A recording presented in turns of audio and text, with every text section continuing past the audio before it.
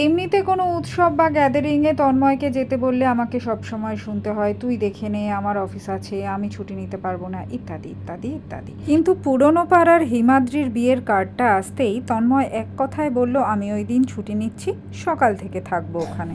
I am তো যাকে বলে অবাক। কিন্তু সত্যি সত্যি অবাক হওয়ার কিছু নেই, কারণ শৈশবে কেই বলে, শৈশবে যাদের সঙ্গে একসঙ্গে বেড়ে ওঠা, বকা খাওয়া, ফুটবল পেটানো, ক্রিকেট ব্যাট নিয়ে ছোটাছুটি করা, তাদের সঙ্গে অদৃশ্য ভালোবাসার টানটা এভাবেই ফিরে ফিরে আসে। সকাল থেকে পুরনো পাড়ায়, পুরনো বাড়িতে, পুরনো বন্ধুদের সঙ্গে তন্ময় কাটালো শৈশবের একটা টুকরো।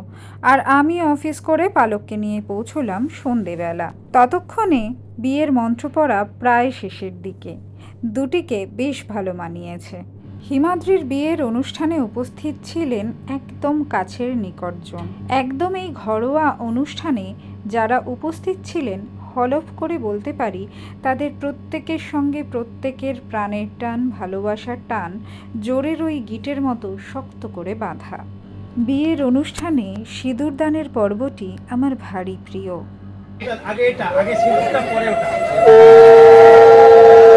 হোল্ড করবি মাথায় লাগিয়ে হোল্ড করবি।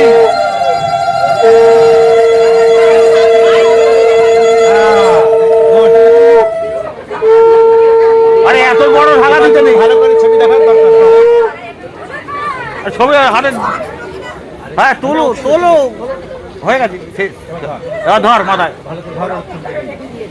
আরে আরেকবার ট্রায়াল স্লো মোশনে। হ্যাঁ হ্যাঁ শুধু ধরবি। तस्मै काञ्चनमूल्याय नमः, तस्मै काञ्चनमूल्याय नमः, तस्मै काञ्चनमूल्याय नमः।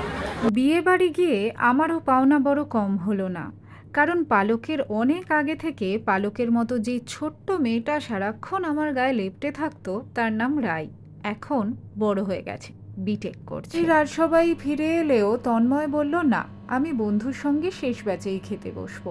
আসলে ফেলে আসা শৈশবের স্মৃতিহাত্রে যতটুকু নিংড়ে নেওয়া যায়। জীবনের দৌড়োদৌড়ির মাঝখানে এগুলোই তো পরম পাওয়া।